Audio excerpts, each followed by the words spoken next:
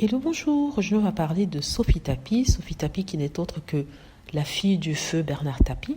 Sophie Tapie qui vient d'annoncer une mauvaise nouvelle. Malheureusement, elle a annoncé sa séparation d'avec son époux, un certain Jean-Mathieu Marinetti. Alors, donc, Sophie, comme vous le savez, est chanteuse. Elle a posté aujourd'hui sur son compte Instagram ce message. 5 ans d'amour qui vont se transformer dans commun accord en, je l'espère, 100 ans d'amitié.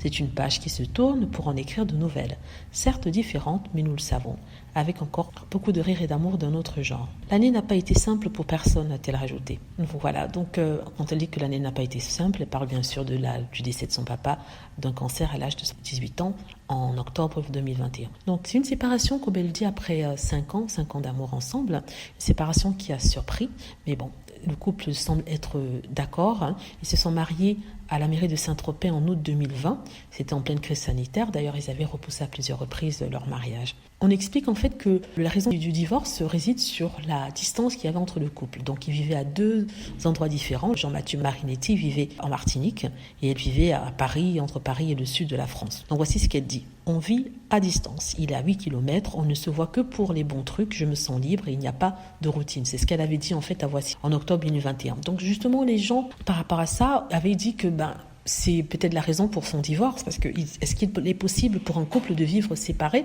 avec des distances aussi longues? On ne parle pas de 2 villes différentes, on ne parle pas d'un pays différent, on parle carrément de 2 continents complètement différents.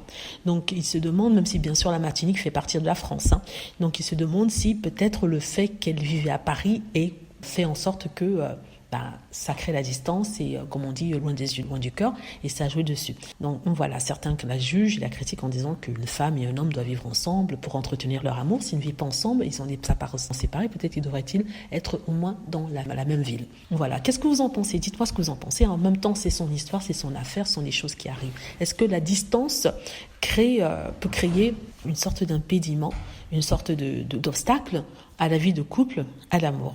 Donc, la question que je vous pose.